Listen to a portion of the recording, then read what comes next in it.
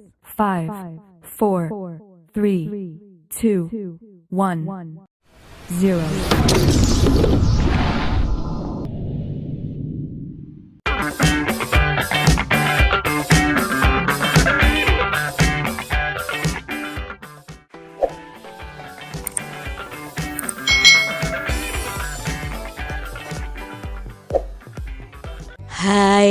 Hai. Selamat datang di channel YouTube Kak Citra. Apa kabar nih adik-adik semuanya? Kak Citra berharap kalian dalam keadaan yang baik, sehat, dan siap untuk belajar ya.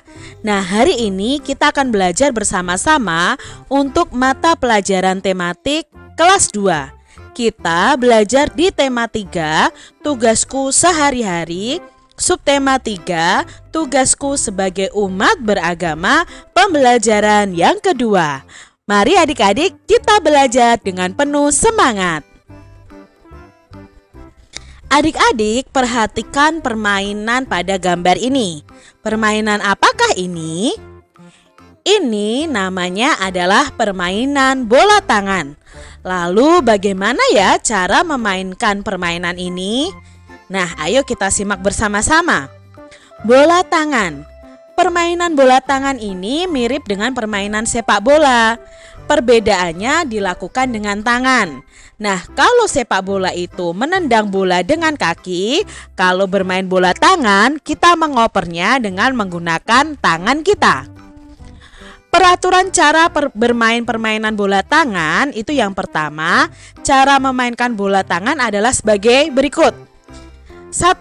Pemain boleh menghentikan, menangkap, melempar, dan menyentuh bola dengan tangan, kepala, badan, paha, dan lutut. Lalu, membawa bola itu paling banyak 3 langkah, dan bola harus segera dipantulkan atau dioper kepada temannya. 3. Menahan bola itu paling lama 3 detik. Aturan bermain di daerah gawang adalah sebagai berikut. Penjaga gawang bebas bergerak di daerah gawangnya. Pemain yang menyerang memasuki daerah gawang, hukumannya adalah lemparan bebas adik-adik. Pemain bertahan memasuki daerah gawang, hukumannya lemparan 14 meter. Lalu bola di daerah gawang, hak penjaga gawang. Mengembalikan bola ke daerah gawang itu boleh melempar bola memasuki gawang, tidak boleh menahan bola lebih dari 3 detik, boleh membawa bola dengan berjalan di daerah gawang, dan lemparan sudut kalau bola keluar. Itu mengembalikan bola ke daerah gawang. Aturan untuk penjaga gawang. Nah, dalam permainan bola tangan ini ada juga peraturan untuk penjaga gawang. Yang pertama, boleh melempar bola dengan segala cara.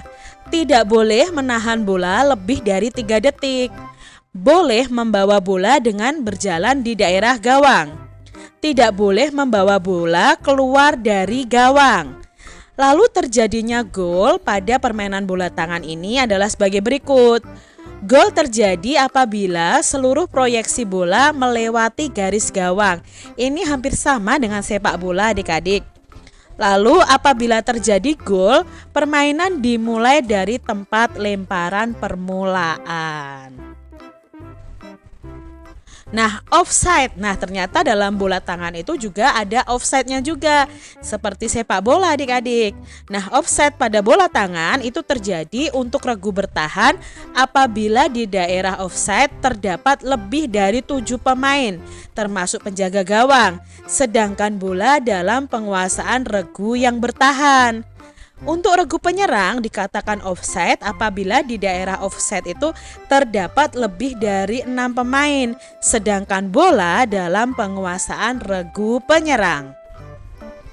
Itu tadi cara bermain bola tangan. Bisa kalian praktekkan bersama teman-teman kalian ya. Budaya kerukunan beragama. Setelah berolahraga, siswa masuk ke dalam kelas. Guru membimbing siswa dalam belajar kelompok. Setiap kelompok mendapat tugas dari guru. Mereka berdiskusi dan saling bekerja sama.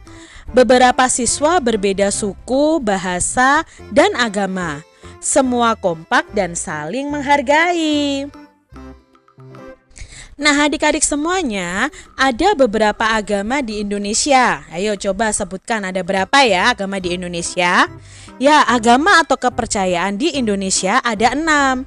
Yang pertama ada Islam, Kristen, Katolik, ada Hindu, ada Buddha, lalu ada Konghucu.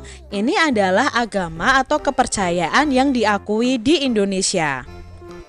Nah, keenam agama ini akan kita pelajari satu persatu adik-adik, dari tempat ibadahnya, dari kitabnya, hari rayanya, dan salamnya. Agama yang akan kita pelajari pertama adalah agama Islam.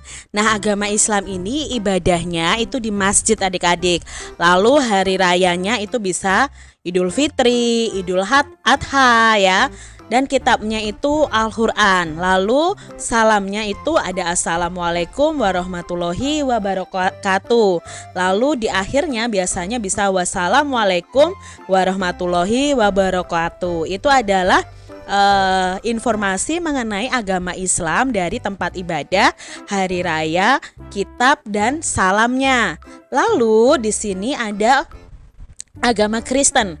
Agama Kristen itu beribadahnya di gereja. Hari rayanya bisa Natal, Paskah. Lalu kitabnya itu adalah Alkitab. Salamnya itu salam sejahtera atau shalom ya. Nah, hampir sama dengan Kristen itu ada Katolik. Katolik itu ibadahnya juga di gereja. Hari rayanya Natal dan Paskah. Lalu kitabnya sama-sama Alkitab. Nah, salamnya bisa salam sejahtera atau berkah dalam. Lalu berikutnya ada agama Hindu. Agama Hindu itu ibadahnya di pura ya, pura tulisannya. Kalau orang Bali sebutnya pura ya. Lalu untuk hari rayanya itu ada Nyepi, ada Galungan, ada Kuningan. Itu ibadah atau hari raya umat agama Hindu. Kitabnya itu adalah Weda. Nah, lalu salamnya itu bisa Om Swastiastu, itu biasanya di awal salam. Kalau di akhir bisa Om Santi Santi Santi Om. Jadi ini adalah informasi mengenai agama Hindu. Berikutnya ada agama Buddha. Nah, agama Buddha itu beribadah di wihara atau vihara juga bisa adik-adik. Lalu hari rayanya itu bisa Waisak ya. Kitabnya adalah Tripitaka. Nah, itu adik-adik perlu ketahui. Dan salam yang biasa digunakan adalah Namo Buddhaya. Nah, itu adalah salam yang biasanya diucapkan oleh umat agama Buddha. Berikutnya ada Konghucu. Nah, Konghucu ini salah satu kepercayaan yang ada di Indonesia. Tempat ibadahnya itu di kelenteng. Lalu hari rayanya itu ada Imlek ya. Lalu berikutnya ada kitabnya. Kitab Konghucu ini banyak sekali adik-adik. Ada Suking, ada Sujing, ada Wujing ya. Nah, untuk salamnya, kalau yang di Indonesia itu salam umumnya adalah salam kebajikan. Nah, kalau di bahasanya ini adik-adik Wide Dongtian atau Xian Yo Yide itu bahasa orang Konghucu ya untuk memberikan salam. Nah, tapi karena mungkin orang Indonesia agak susah jadi pakainya salam kebajikan. Itu tadi informasi mengenai 6 agama yang ada di Indonesia. Apa tugasmu sebagai umat beragama adik-adik? Nah, kita itu memiliki agama. Ya kan, adik-adik punya agama, Kak Citra juga punya agama. Ya, kita mempercayai Tuhan yang kita sembah. Ya, nah sekarang tugas kita sebagai umat beragama itu apa saja? Nah, adik-adik harus tahu tugas kalian sebagai umat beragama. Tugas kita sebagai umat beragama yang pertama, berdoa sesuai dengan agama yang dianut. Contoh kalau agama Islam itu melaksanakan sholat, agama Kristen Katolik itu pergi ke gereja tiap minggu dan rajin membaca Alkitab. Agama Buddha itu berdoa di vihara atau wihara. Agama Hindu itu pergi ke pura untuk berdoa. Agama Konghucu pergi ke kelenteng untuk sembahyang. Itu tugas kita adik-adik sebagai umat beragama. Yang kedua, kita tidak boleh mengejek teman yang memiliki agama yang berbeda dengan kita. Nah, adik-adik, jangan ya, kalian harus tetap rukun walaupun kalian berbeda agama. Menghormati dan menghargai teman yang memiliki agama yang berbeda. Tidak boleh mengejek, ih agamaku yang lebih bagus, agamamu tidak bagus. Tidak boleh seperti itu adik-adik, karena agama itu merupakan kepercayaan kita kepada Tuhan. Yang keempat, kita bisa mengizinkan teman untuk melaksanakan ibadah agamanya. Jadi kalau ada teman yang mau melaksanakan ibadah yang mungkin agamanya berbeda dengan kita harus memberikan kesempatan adik-adik. Itu tugas kita sebagai umat beragama.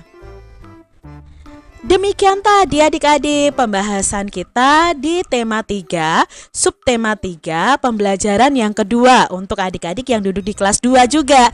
Nah, semoga video pembelajaran ini bermanfaat untuk adik-adik semuanya. Dan sampai jumpa lagi di video pembelajaran Kak Citra selanjutnya. Tuhan memberkati. Jangan lupa tekan tombol subscribe, lalu tekan loncengnya. Tekan juga tombol like, lalu share ke media sosial kalian. Jangan lupa untuk ikuti media sosial Kak Citra. Terima kasih.